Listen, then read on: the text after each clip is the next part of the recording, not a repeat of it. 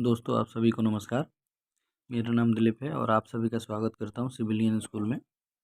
जैसा कि हम जानते हैं हम लोग लेखपाल की अभी स्टडी कर रहे हैं। इस वीडियो में ओनली लेखपाल की बात करेंगे क्योंकि लेखपाल में ग्रामीण विकास में जो है योजना जिससे 5 या 6 क्वेश्चन पक्का आना है।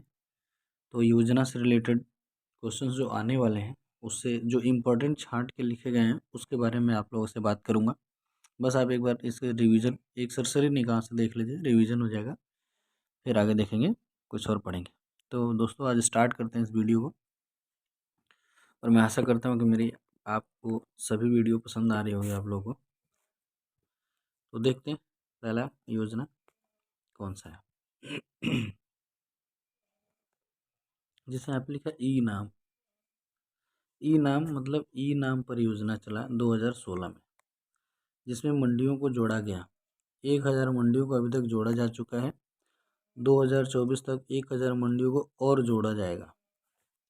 इसमें 150 फलों को जोड़ा जाएगा और ये कृषि मंत्रालय के अंतर्गत आता है। ई नाम का अगर फुल फॉर्म देखें तो ई फॉर इलेक्ट्रॉनिक और नाम का देखें NAME, नेशनल एग्रीकल्चर मार्केट, यानी नेशनल एग्रीकल्चर मार्केट कृषि मंत्रालय के अंतर्गत चलता है। इसमें 2016 में मंडियों को जोड़ा गया, 1000 मंडियों को, और 2024 तक 1000 मंडियों को और जोड़ लिया जाएगा। ठीक है दोस्तों, तो हम एक बार दोबारा से देख लेते हैं ये क्या है।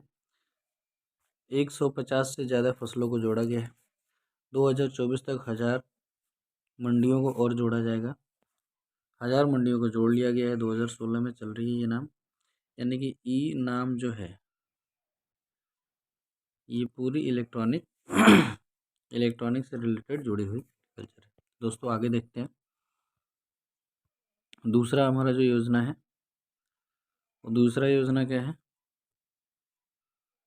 दूसरा योजना है मृदा स्वास्थ्य कार्ड। हम सभी जानते हैं मृदा स्वास्थ्य कार्ड 2015 में हुआ और ये 2015 से कंटिन्यू चल रहा है। ये गंगानगर राजस्थान से प्रारंभ हुआ था। गंगानगर 2015 में स्टार्ट हुआ था राजस्थान में। खेती योग्य भूमि को इसमें चिन्हित करना था और नाइट्रोजन, फास्फोरस जैसे 12 तत्वों के बारे में सुझाव दिया गया था कि हम खेती किस प्रकार अच्छी कर सकते हैं और प्रत्येक 2 वर्ष पे इनका कार्ड जारी होगा। यानी 2015 फिर 17 फिर 19 फिर 21 में कार्ड जारी हुआ। यानी कि ये जो कार्ड है वो सिर्फ मृदा के लिए है, मृदा के बारे में बात करता है। तीसरा योजना हम देखते हैं जो बहुत ही इम्पोर्टेंट है, प्रधानमंत्री फसल बीमा योजना। यानी जो फसल बीमा योजना है जैसे मान लीजिए बाढ़ आ गई, बारिश आ गई, ओला पड़ गया, पाला पड़ गया, तो उस कंडीशन में फसल जब खराब हो जाती थी तो इसलिए प्रधानमंत्री बीमा योजना आया। ये 2021 में पूरे हुए इसके 5 साल, यानी कि ये 2016 में स्टार्ट हुआ था। सुरक्षा बीमा के लिए सरकारी मदद मिलेगा। उद्देश्य था किसानों की आय स्थिर रहे, किसानों को ज़्यादा नुकसान ना हो। तो 2016 में ये योजना चली जिसका नाम है प्रधानमंत्री फसल बीमा योजना। क्या नाम है? प्रधानमंत्री फसल बीमा योजना। किसानों की आय स्थिर रहने के लिए 5 वर्ष पूरे हो गए 2021 में, यानी 2016 में स्टार्ट हुआ है। आगे देखते हैं दोस्तों। प्रधानमंत्री किसान मानधन योजना।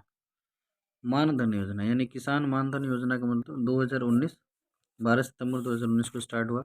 आयु सीमा 18 साल से 40 साल तक के विषय में। 55 रुपये से लेकर 200 रुपये तक। या तो आप 55 रुपये जमा कर दीजिए या 200 रुपये जमा कीजिए। जमा कर सकते हैं किसान वह किसान जो 60 वर्ष का होगा तो उससे प्रति माह 3000 रुपये दिए जाएंगे। यानी 60 वर्ष बाद 3000 रुपये प्रति माह दिए जाएंगे। कौन सा योजना है? किसान मानधन योजना। आगे देखते हैं। आगे है हमारा ये प्रधानमंत्री किसान सम्मान निधि। उसमें किसान मानधन योजना था, इसमें सम्मान निधि है। सम्मान निधि को अगर देखें तो ये गोरखपुर से स्टार्ट हुआ है और 24 फरवरी 2019 से प्रारंभ हुआ। इसमें प्रति वर्ष 6,000 रुपये या प्रति 4 माह पे 2,000 रुपये मिलेंगे। प्रारंभ में लघु किसान और सीमांत किसान के लिए था, लेकिन बाद में सभी किसानों के लिए ये अनिवार्य कर दिया गया। लघु किसान का मतलब मैं बता दूं दोस्तों, जिनके पास 2 हेक्टेयर से कम ज़मीन होती है, यानी खेती करने योग्य बात, उसे लघु किसान कहते हैं। और सीमांत जिनमें 1 हेक्टेयर से कम होती है, यानी जिनके पास 1 हेक्टेयर से कम है उनको सीमांत बोलेंगे, और जिनसे 2 से कम है उनको लघु किसान बोलेंगे। थोड़ा नोट में मैं यहाँ पे साइड में लिखा हूँ जो अर्ध किसान होते हैं वो 2 से 4 के बीच में होते हैं, 2 हेक्टेयर से 4 हेक्टेयर के बीच में होते हैं। जो मध्य किसान होते हैं वो 4 से 10 हेक्टेयर के बीच में होते हैं। और जो बृहद किसान होते हैं वो 10 हेक्टेयर से ज़्यादा खेती होती है। लगभग 11.73 करोड़ किसान इससे लाभान्वित हो रहे हैं। कौन से योजना है? किसान सम्मान निधि योजना। तो किसान सम्मान निधि योजना है, 6,000 रुपये प्रति वर्ष मिलेगा। और इसमें ये 19 से प्रारंभ हुआ है, 24 फरवरी 2019 से। और इससे जस्ट हमने पहले पढ़ा था क्या, किसान मानधन योजना। तो मानधन योजना में ये कि किसान 18 से 24 साल तक 40 साल तक के किसान 55 रुपये या 200 रुपये जमा कर सकते हैं, और 60 वर्ष बाद इनको 2,000 रुपये 3,000 रुपये प्रति माह दिया जाएगा। लेकिन अभी ये मानधन ना होके अभी हमने पढ़ा है सम्मान निधि योजना। तो सम्मान निधि योजना में हमने पढ़ा कि ये भी 19 में स्टार्ट हुआ है। प्रति वर्ष 6,000 रुपये दिए जाएंगे, यानी प्रति 4 महीने पे 2,000 रुपये दिए जाएंगे। अच्छा, हम इससे रिलेटेड, ये कहाँ से स्टार्ट हुआ है? तो ये स्टार्ट हुआ है गोरखपुर से। कहाँ से स्टार्ट हुआ है? गोरखपुर से। आप जानते हैं गोरखपुर में और क्या क्या हुआ है उससे रिलेटेड। मुंशी प्रेमचंद गोरखपुर विश्वविद्यालय के प्रिंसिपल रहे थे। राम गढ़ताल यही गोरखपुर में है। अशफाक उल्ला खां प्राणी उद्यान गोरखपुर में ही है। और टेराकोटा का उत्पादन भी गोरखपुर में होता है। गीता प्रेस जो 1923 से चल रहा है, अभी भी यहीं पे। और कल्याण पत्रिका 1926 से चल रही है, गोरखपुर से ही। राम प्रसाद बिस्मिल की फांसी यहीं थी, गोरखपुर में। जन्म इनका शाहजहाँपुर में हुआ था। सबसे बड़ा खाद कारखाना गोरखपुर में बनाया जा रहा है, जो प्रिंसलिंग टावर है 149.5 मीटर का है। ये मतलब एक्स्ट्रा चीज़ है जो यूपी स्पेशल से चीज़ें आएंगी। और नेहरू जी को, यानी जवाहरलाल नेहरू जी को 4 वर्ष की सज़ा गोरखपुर में थी। गोरखपुर में एम्स की शुरुआत हो रही है। सारी चीज़ें गोरखपुर से रिलेटेड है, तो एक बात से ध्यान दीजिएगा। अगला योजना हम पढ़ते हैं दोस्तों। अगला योजना है 1985 में इंदिरा आवास योजना शुरू हुआ था। इसको 2016 में इसका नाम बदलकर प्रधानमंत्री आवास योजना शुरू कर दिया गया। इसका कार्यान्वयन ग्रामीण विकास मंत्रालय करता है। तो मैदानी इलाकों में 1,20,000 रुपये दिया जाता है, और पहाड़ी इलाकों में 1,30,000 रुपये दिया जाता है। 2016 से स्टार्ट हुआ है। 2011 की जनगणना के अनुसार विषय वस्तु की जानकारी हो रही है। इसलिए गाँव में कई जगह प्रधान ने या सदस्यों ने ठीक जानकारी नहीं दिया है, जिससे बहुत लोग लाभान्वित नहीं हो पा रहे। तो इसको दोबारा से रिवाइज किया जा रहा है। तो एक बार दोबारा से देख लीजिए। जो प्रधानमंत्री आवास योजना है वो 2016 से स्टार्ट हुआ है। मैदानी में 1,20,000, और जो पहाड़ी इलाके हैं वो 1,30,000 मिलेंगे। इससे पहले कब स्टार्ट हुआ था? तो 1985 में इंदिरा आवास योजना के नाम से चल रहा था। अगर प्रधानमंत्री गरीब कल्याण रोजगार की बात करें, प्रधानमंत्री गरीब कल्याण रोजगार, तो ये खगड़िया बिहार से प्रारंभ हुआ है। ये गरीब कल्याण रोजगार योजना 6 राज्यों में चल रहा है। बिहार में, मध्य प्रदेश में, उत्तर प्रदेश में, उड़ीसा में, झारखंड में और राजस्थान में। बिहार, मध्य प्रदेश, उत्तर प्रदेश, उड़ीसा, राजस्थान, झारखंड। ये कोविड से परेशान जो श्रमिक हैं उनके लिए आया गया गरीब कल्याण रोजगार योजना। इसमें 12 मंत्रालय मिलकर ये काम किए हैं, यानी कि 12 मंत्रालय इकट्ठे काम कर रहे हैं गरीब कल्याणकारी गरीब कल्याण योजना में, प्रधानमंत्री गरीब कल्याण योजना। अगला हम देखें दोस्तों, तो अगला में है, क्या है अगला में, श्यामा प्रसाद मुखर्जी रूबर्न मिशन। श्यामा प्रसाद मुखर्जी रूबर्न मिशन। इससे पहले हम जान लें कि एक पूरा योजना था, आप सभी को पता होगा। तो पूरा योजना जो था ग्रामीण क्षेत्र में था, प्रारंभ किए थे एपीजे अब्दुल कलाम 2004 में। गांव का समूह बनाया गया था और गांव को एक क्लस्टर बना के उनका स्मार्ट बनाना था। उस समय पूरा योजना ग्रामीण में चलता था, जिसका नाम बदलकर श्यामा प्रसाद मुखर्जी रूबर्न मिशन रख दिया गया। अगला देखते हैं दोस्तों, मनरेगा आप सभी परिचित हैं। 2005 से प्रारंभ हुआ और 2000 में यूपी में प्रारंभ हो गया। और मनरेगा की बात करें तो महिला लाभार्थी अगर देखा तो 1/3 होनी चाहिए, 1/3 महिला लाभार्थी हैं। यूपी में 181 रुपये चल रहा था पहले, जिसको बढ़ाकर 202 रुपये कर दिया गया है। और कह रहे कि 5 किलोमीटर से ज़्यादा दूरी के लिए अगर काम मिलता है तो उनको अतिरिक्त दे पे करना पड़ता है, किराया भाड़ा आने जाने का नहीं। तो 5 किलोमीटर, वैसे तो 5 किलोमीटर एरिया के अंदर ही पड़ जाता है। मजदूरी इनको 100% होती है और सामग्री अंश 75% केंद्र और 25% राज्य, यानी केंद्र और राज्य का साझा मनरेगा योजना है, जिसमें महिलाएं 1/3 भागीदारी होंगी। आगे देखें, प्रधानमंत्री स्वनिधि योजना, इसमें 10,000 कर्ज दिया गया। जो रेडी पटरी वाले लोग हैं, जो अपनी जीविका चलाने के लिए अपना काम धंधा करते हैं, इसको मार्च 2022 तक रखा गया है। और ये स्ट्रीट वेंडर के लिए, वही गली में घूम के जो बेचते हैं सामान वगैरह, तो 10,000 की मदद के लिए कहा गया है। और 10,000 की मदद के लिए कहा गया, और जो कंटिन्यू लघु मध्यम या आप एक तरह से कह सकते हैं जीवन यापन करने वाले लोगों को दिया जाता है।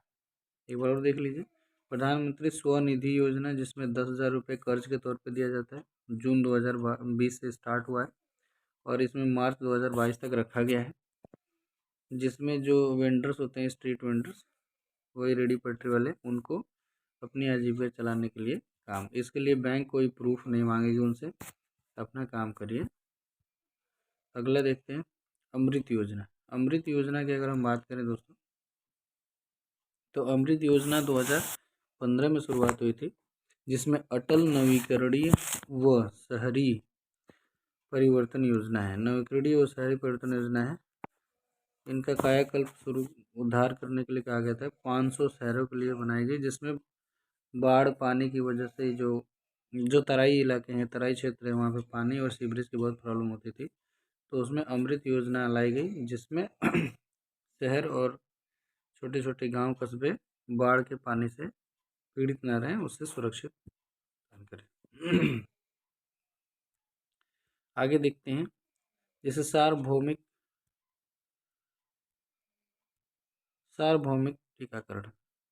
टीकाकरण से लेके देखें तो लगभग 2 या 3 इसे चल रहे हैं। 7 साल बाद इसका नाम बदला गया, ये 1985 से चल रहा है। टीकाकरण के नाम से ही पहले चलता था। 1978 में स्टार्ट हुआ, प्रारंभ में परिवर्तन हो गया, फिर 85 में सार्वभौमिक टीकाकरण हुआ। 7 वर्ष बाद इसका नाम बदल गया, यही मतलब 78 से 85 हो गया। 12 प्रकार के टीके इसमें लगाए जाते हैं, जैसे टीबी, डिप्थीरिया, एनीमिया वगैरह वगैरह होती है।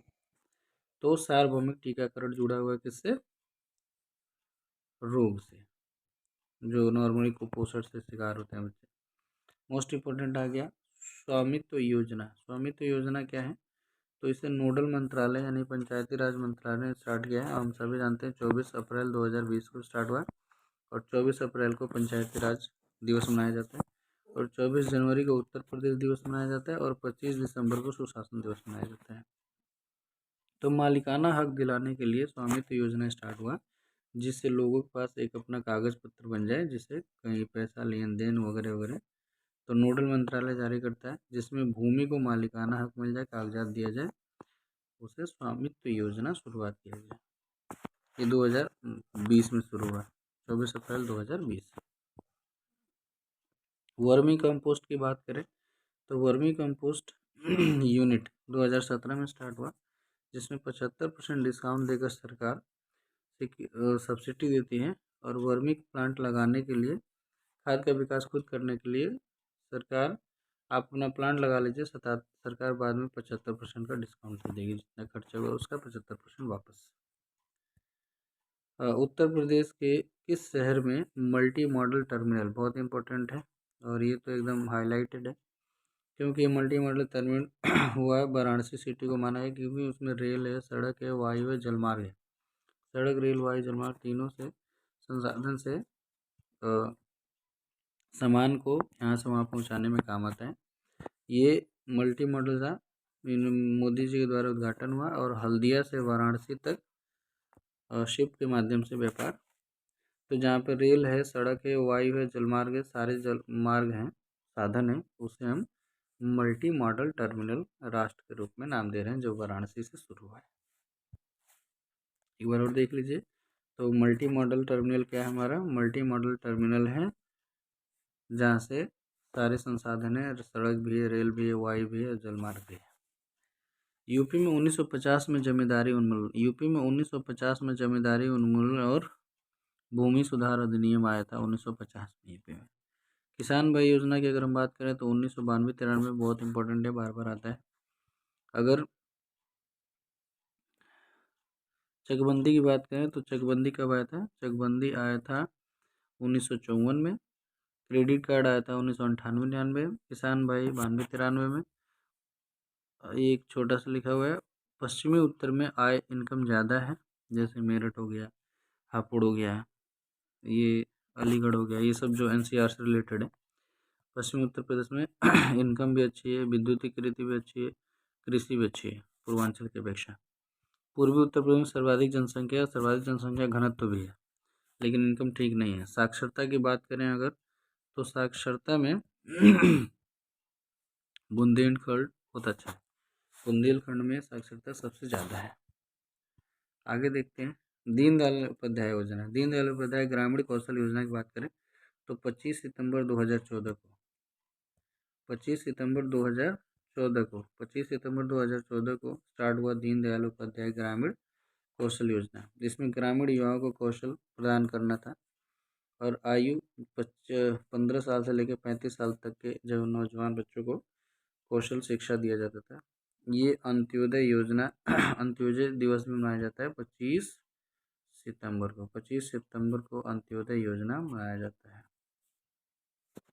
अगला देखते हैं बस इसको एक बार रिवाइज कर लीजिएगा, सब काम हो जाएगा। बस एक बार सुनिए, रिवाइज तो अपने आप हो जाएगा, सुनने से भी हो जाएगा, जरूरी नहीं कि किताब लेके ही पढ़ें। स्वच्छ भारत मिशन की बात करें तो स्वच्छ भारत मिशन हम सभी जानते हैं, गांधी जी जब आए थे, मोदी जी जब आए थे, गांधी जी के बारे में स्वच्छता फैलाना शुरू कर दिया, स्वच्छ भारत। तो 2 अक्टूबर 2014 को स्वच्छ भारत की बात हुई और हम जानते हैं 2 अक्टूबर गांधी जयंती है, तो उनकी जयंती पे स्टार्ट हुआ। तो पहला चरण 14 से लेकर 19 तक चला था। अब दूसरा चरण चला था स्वच्छ भारत 2.0 स्टार्ट हुआ 2020-21 से लेके 2024-25 तक चलेगा और इसमें 60:40 का होता है परसेंटेज, यानी 60% केंद्र सरकार खर्चा करती है और 40% राज्य सरकार। पूर्वोत्तर राज्यों में देखा जाए तो 90-10 का रेशियो और केंद्र शासित में तो 100%, क्योंकि पूरा केंद्रीय, वहाँ पे केंद्रीय केंद्र होता है। अगला हम इम्पोर्टेंट अगर देखते हैं तो ये आ जाता है पीएम गरीब कल्याण योजना। पीएम गरीब कल्याण योजना पीएम गरीब कल्याण अन्न योजना। ये कोविड की वजह से होता है, हम जानते हैं कि 24 मार्च 2020 को कोविड आया था, जिसकी वजह से सब कुछ तहस नहस हो गया। तो प्रथम चरण चला था अप्रैल से लेकर जून 2020 तक। दूसरा चरण चला था नवंबर 2020 से जुलाई से नवंबर 2020 तक। तीसरा चरण अप्रैल से जून 2021 और चौथा चरण जुलाई से लेकर नवंबर 2021। अभी जो 5वां चरण कंटिन्यू चल रहा है वो चल रहा है दिसंबर 2021 से लेकर मार्च 2022 तक, यानी कि अगले 2 महीने और चलेगा ये। इसको कौन संचालन कर रहे हैं? तो नोडल मंत्रालय वित्त मंत्रालय है। इसका नोडल मंत्रालय कौन है? वित्त मंत्रालय। दोस्तों नेक्स्ट देखते हैं जो बहुत इम्पोर्टेंट है। पीएम मुद्रा योजना 2015, पीएम मुद्रा योजना 2015 की बात करें, 10 लाख रुपए तक ऋण प्रदान किया जाना युवा उद्यमी के लिए, जो बच्चे स्टार्टअप कर रहे हैं।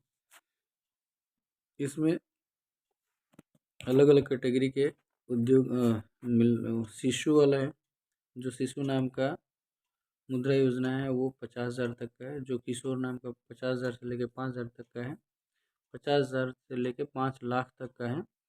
और जो तरुण का है वो 5 लाख से लेके 10 लाख तक के मुद्रा योजना का ऋण प्रदान किया जा सकता है।